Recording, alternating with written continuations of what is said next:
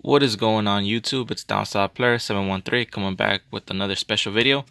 This video is gonna be one of my favorite ones because this is gonna be a shoe that I wanted for a good minute now. It's a very newly released shoe, and it hasn't been out very long, but I've been wanting this shoe since I very saw pictures of it come out. And I know some of y'all are gonna be a little salty because this shoe is not something everyone can wear, and that should give a hint what it may be already. I've mentioned this shoe a few times in previous videos, and it's about time I picked it up in hand. So let's get into it.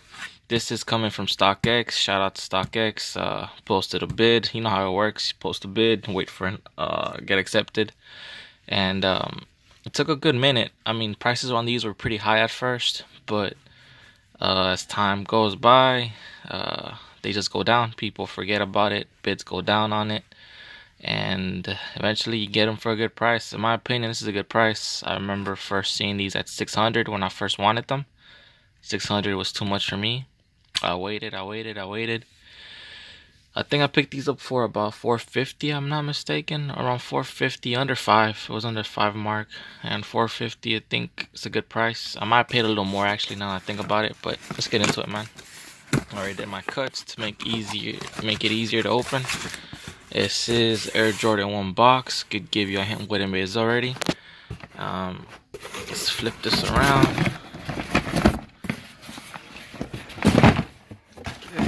Okay, so as you can see, some nail packaging right there.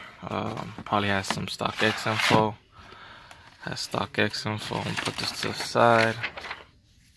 There's a StockX card. Okay, so I paid a total of $471 with $13 for shipping, so it came out to $484. And this is what it is: $484 free shipping, size 11.5 in women's. So that gives it away.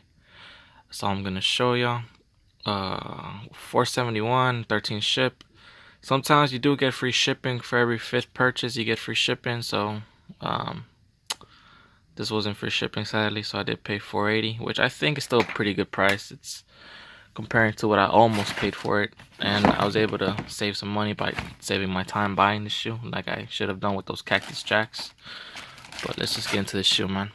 StockX, and here we are. This is the Air Jordan 1 Velvet Shattered Backboard. Having it in hand, I don't know, it's underwhelming. It's not as hyped as I thought it'd be in hand. Looks like the only satin it has in the shoe is just the toe box and the heel cup. The heel looks like the only satin it has. It does have some velvet, looks like, on the swoosh.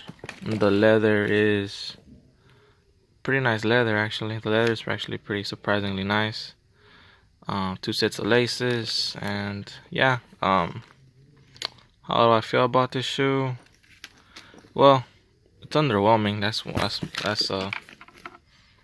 how I feel about it. It's not as hyped as I thought it'd be in hand.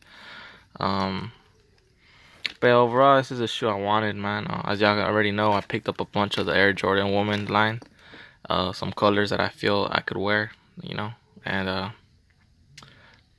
I did have a couple ones that did have a bunch of velvet on it, and I'll pull those out right now just to show you a quick example of the velvet material they're using. This is nothing new.